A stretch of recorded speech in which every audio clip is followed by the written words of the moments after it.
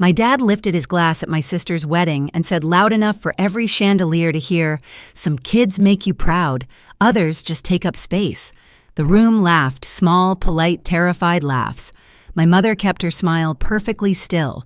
My brother-in-law clinked his glass like nothing happened, and I sat there, every nerve on fire, realizing I'd just been erased in front of everyone I grew up with. So I smiled back steady and said, "Good thing I just got my own place 2,000 miles away. Don't worry, you'll never have to see me take up space again." The laughter died before the echo did. I stood, left my champagne untouched, and walked out of their perfect picture.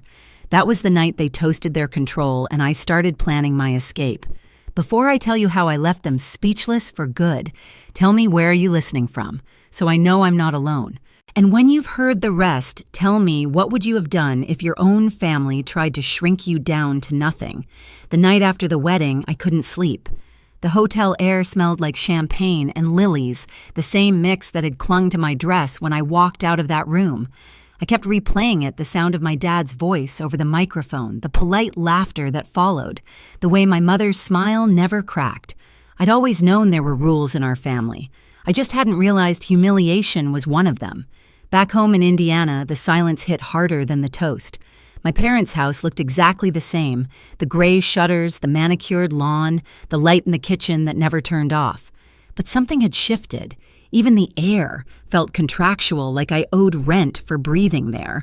Dad was in his usual spot at the dining table laptop, open spreadsheets, glowing against his glasses. He didn't look up when I came in, just said, "You made quite an exit." His tone wasn't angry, it was clinical, like he was assessing damage to an investment. Mom poured herself coffee and added, "Your father's just worried. You embarrassed yourself, that's all. Embarrassed myself. That's how they rewrite it." Kelsey texted later a row of hearts and champagne emojis from her honeymoon like none of it had happened. She'd always been good at selective memory. When she flunked freshman year, they called it burnout. When I asked for help with tuition, it was irresponsibility. Same story, different narrator. For years, I'd told myself they just didn't understand me. That one day I'd do something big enough, responsible enough, successful enough to make them see me as more than an obligation. But that night, sitting in my old bedroom, surrounded by participation trophies and unpaid emotional debts, I realized they understood perfectly. They just liked the hierarchy the way it was. Dad once said to me, "If you want love, earn it." At 16, I thought it was wisdom. At 27, I finally saw the cruelty tucked inside. The love I kept trying to buy with hard work and obedience was already mortgaged to someone else, Kelsey, the daughter who never had to ask twice. The next morning, I made myself coffee in the same chipped mug I'd used since high school. I watched Dad head to the garage in his pressed shirt, Mom watering the plants I'd once killed by forgetting them for a week. It all looked so normal, and that terrified me more than the wedding ever did, because if I stayed, I knew what would happen. They'd smooth it over, rewrite the night into a misunderstanding, and I'd be folded right back into the role they built for me, useful, quiet, apologetic. But this time, I didn't apologize. I sat down at the kitchen table, opened my laptop, and started a new spreadsheet. It wasn't for them. It was titled Oxygen. 2 weeks passed before anyone mentioned the toast. That's how my family handled conflict, by starving it of oxygen until it learned to behave. In the group chat, Mom sent photos of Kelsey and her husband on the Amalfi Coast. Captions like, "Our bright girl living her dream." Everyone reacted with hearts and sparkles. No one tagged me. No one said a word about that night. It was like I'd been edited out of the family footage trimmed for pacing. So I played along. I hearted a few photos, dropped a polite, "Looks amazing," the same way you clap for a magician when you already know the trick. Then I went back to my new ritual. Mornings were for work, afternoons for searching jobs in other cities, evenings for building what I called the escape fund. Every time Mom texted a guilt-laced question, "Have you talked to your sister?" I sold something. A stack of books, a dress I'd worn twice an old camera. Each sale went straight into a private account named Oxygen. Every click felt like a breath. One night, Dad called. His tone was falsely gentle. "Your mother says you've been distant." I almost laughed. "I've been consistent, you just noticed."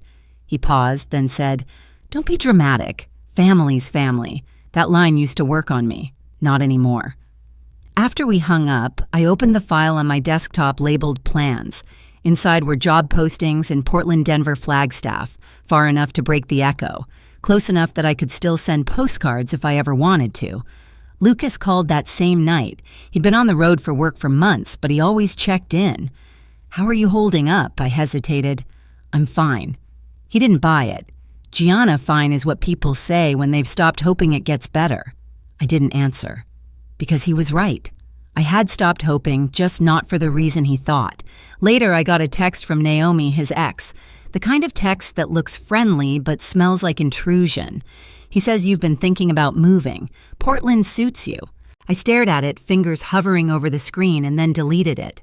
I wasn't giving her or anyone space to narrate my life again. A few days later, Mom called, pretending to check on my health. "You sounded tired last time. You should rest." Then, like slipping a knife between ribs, she added, "Don't run away from family because of one bad night. Run away." That's what she'd call it. Not leaving, not saving myself, just running. That's when it clicked. I wasn't angry anymore. I was done negotiating. I opened Plans again and renamed it Exit. Then I booked an interview flight for Portland. The confirmation email hit my inbox like a heartbeat. The next morning, I walked past my parents' house windows, glowing lawn, perfect curtains drawn tight, and realized something they'd built a home that looked alive from the outside but couldn't breathe.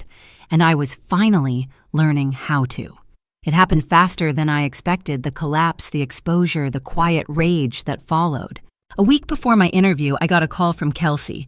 Her voice was thin, shaky, not the golden girl confidence everyone worshipped. "He's been gone for days," she said. "He says he needs space." I heard a small, bitter laugh through the phone. Funny how men always use your own words against you. I didn't want to get involved, but I knew that tone defeat mixed with disbelief. It was the sound I'd swallowed for years.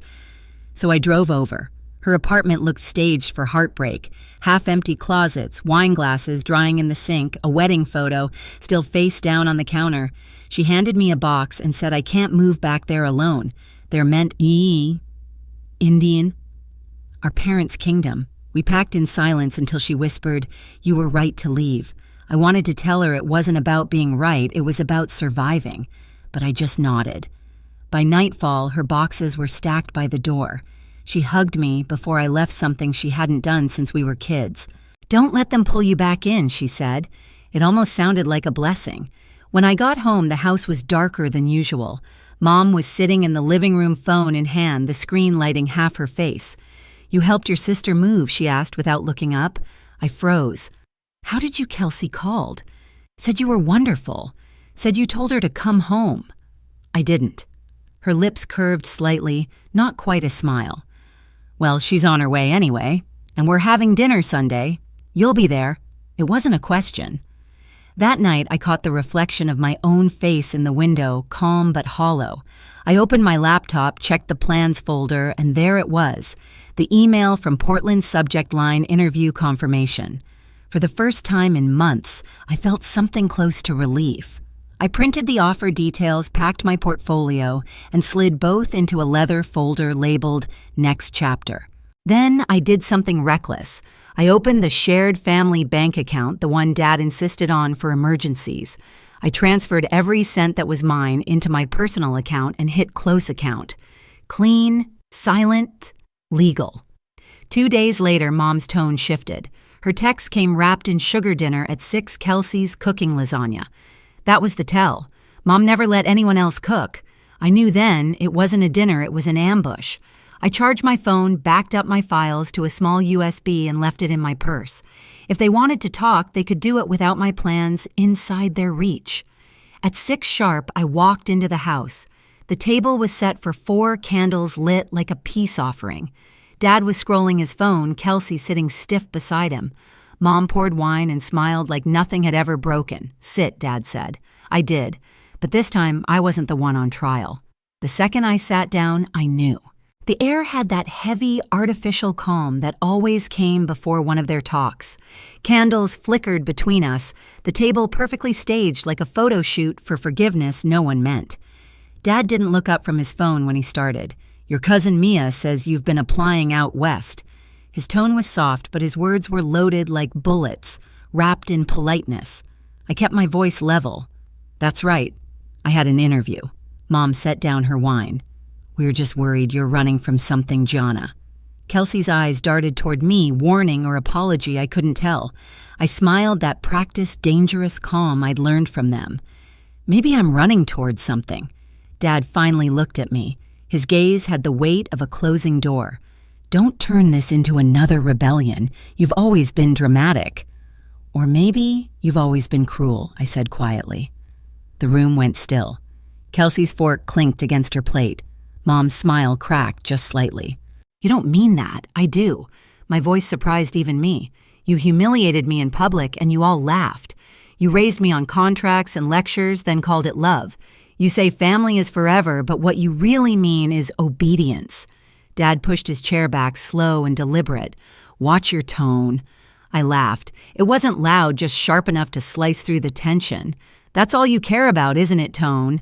Presentation. Control. You don't care if you hurt people as long as it looks civilized. He stood. We gave you everything. No, I said. You sold me everything. At interest. For the first time, his face shifted just a flicker like a crack in old porcelain. Kelsey's voice broke the silence. Dad, please. Stay out of this, he snapped. That was it. The old reflex, the hierarchy reasserting itself. But it didn't land this time. Kelsey went quiet, not from fear, but from understanding. I stood. This isn't a dinner, it's a performance. And I'm not playing anymore. Mom's voice trembled something rare. You're making a mistake. Maybe I said, but at least it'll be mine. I turned to Kelsey. Are you staying? Her eyes glistened, but she didn't speak. I nodded once and walked toward the door. Gianna. Dad's voice carried that command he'd perfected over the years, the kind that froze you mid-step. Don't walk away from this family. I looked back at him. You walked away first. You just did it slower. I left without slamming the door. Quiet exits hurt louder. Outside, the night was heavy with summer humidity. I got in my car, gripping the wheel until my knuckles went white. My phone buzzed once Mom's text, "Come home. We can talk like adults." I deleted it. Back at my apartment, the air felt still but breathable. I set my bag down, opened my laptop, and saw the unread email glowing at the top of my inbox offer. Creative Strategist, Portland. For a moment, I just stared at it. The exact kind of moment my family would call too good to be true. But I clicked it open anyway. Full-time, remote, benefits, salary higher than I'd hoped.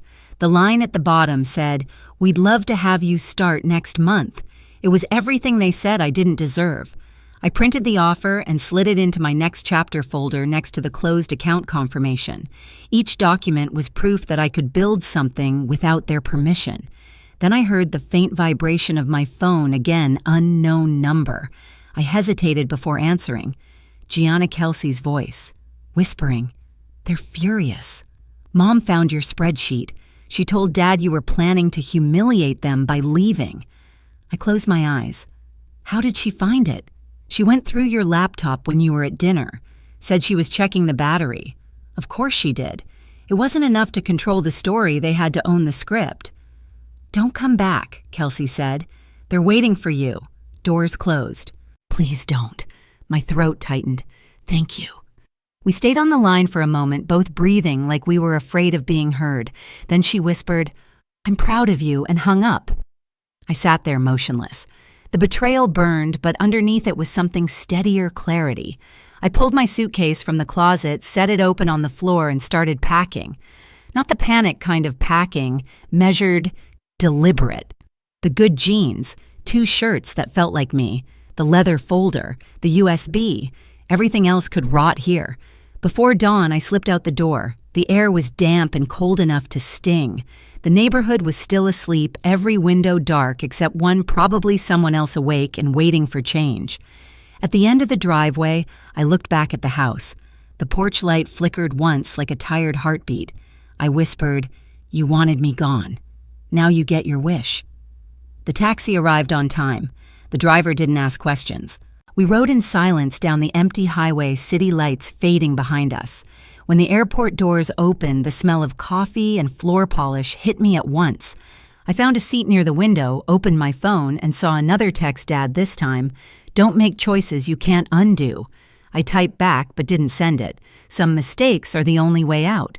Then I deleted it entirely. As the sun climbed, a voice announced my flight to Portland. I grabbed my bag, walked to the gate, and for the first time in years, felt no need to look over my shoulder. On the plane, as the engines roared to life, I closed my eyes. My father's words echoed again. "Some kids make you proud, others just take up space." I smiled soft and steady. "Then watch me take all the space I need." The plane lifted through the clouds, and I swear for a second, it felt like oxygen. Portland didn't greet me with fireworks, just soft rain and the smell of cedar through an open cab window. The apartment I'd rented was small, a little cracked at the edges, but it was mine. No rules taped to the fridge, no silent disapproval hanging in the air.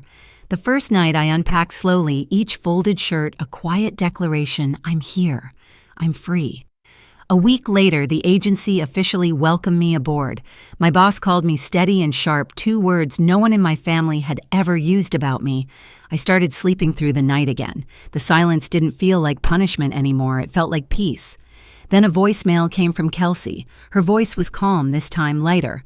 "I got the job in Chicago," she said. Mom cried, but it wasn't sadness. It was losing control. "Thank you for showing me it's possible."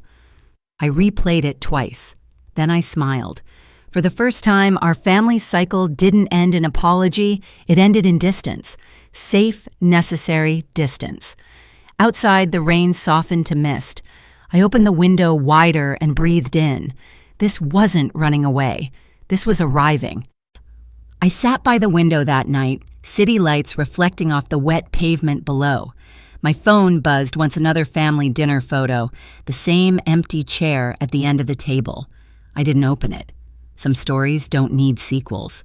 I poured myself a glass of water, raised it slightly, and whispered, "Here's to taking up space." The quiet answered back like a friend. If you've ever been told you were too much, too loud, or not enough, remember this. Sometimes peace sounds like your own voice uninterrupted. Tell me, what would you have done?